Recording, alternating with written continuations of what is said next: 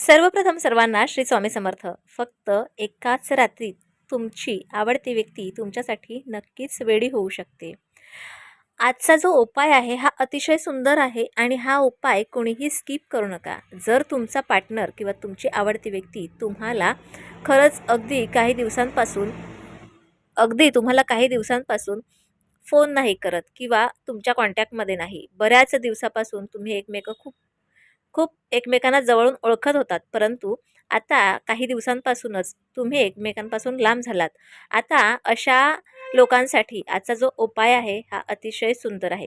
किंवा अजून कोणते लोक हा उपाय करू शकतात, तर जी व्यक्ती अगदी तुम्हाला खूप आवडते, मग ती कोणीही असू शकतं. तुमच्या घरातलीच व्यक्ती असू शकते, तुमची मित्र मैत्रीण कुणीही असू शकतात. तर त्यांनीसुद्धा हा उपाय केला तरीही चालेल. हा उपाय एकदम प्रभावशाली आहे आणि ज्यांनी कोणी केलेला असेल तर त्यांना ह्या उपायाचा नक्कीच अनुभव आलेला असेल. खूप लोकांना ह्या उपायाचा अनुभव आलेला आहे, कारण आपण बरेच व्हिडिओ टाकतो आणि त्या बरेच व्हिडिओ काही वेळेला रिपीट होत असतात. कारण रोज नवीन नवीन फॅमिली आपल्याबरोबर जॉईंट होते, आपल्या चॅनलची कोणी मेंबरशिप घेतात, असे खूप लोक आहेत आणि त्यामुळे आपण काही व्हिडिओ अगदी पुन्हा नव्याने टाकत असतो. आता आपण जे काही उपाय करत असाल, ते उपाय करत असताना तुम्ही कर्म आणि कष्ट ठेवणं खूप गरजेचं आहे. कुठलीही गोष्ट आपण ज्यावेळेला करतो, त्यावेळेला कर्म आणि कष्ट तर करायचेच आहेत, परंतु त्या त्या त्या उपायासाठी आपण पॉझिटिव्ह विचार करायला पाहिजे. ह्या सगळ्या गोष्टी खूप महत्त्वाच्या आहेत.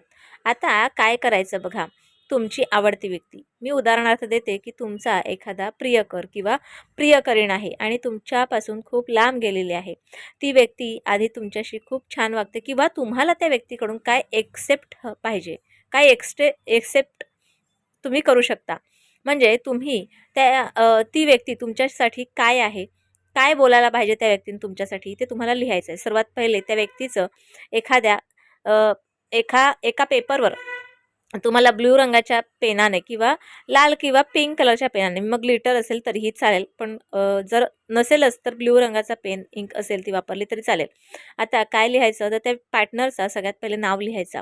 त्यानंतर तो पार्टनर तुम्हाला काय सांगायला हवा, त्याने तुमच्याशी कसं बोलायला हवं किंवा कसा बोलतोय तो तुमच्याशी, त्याप्रमाणे सगळ्या गोष्टी लिहा. उदाहरणार्थ, तू मला खूप आवडते, तुझे डोळे खूप छान आहेत, तू खूप छान हसते, तुझ्याबरोबर मला बाहेर जायला आवडतं किंवा तुझ्याबरोबर मला जेवायला जायला आवडतं किंवा तुझ्याशी खूप छान छान गप्पा गोष्टी करायला आवडतात किंवा तुला काहीतरी एखादी वस्तू देताना मला खूप आनंद होतो. अशा प्रकारचे तुम्ही स्वतःसाठी लेटर लिहा.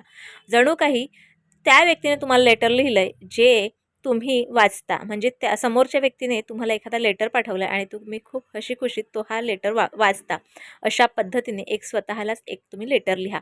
हा लेटर तुम्ही दिवसातून 2 वेळेला 3 वेळेला वाचा. परंतु त्यापूर्वी काय करा, त्या व्यक्तीला तुम्ही डोळ्यासमोर आणा. डोळे बंद करून त्या व्यक्तीला डोळ्यासमोर आणा.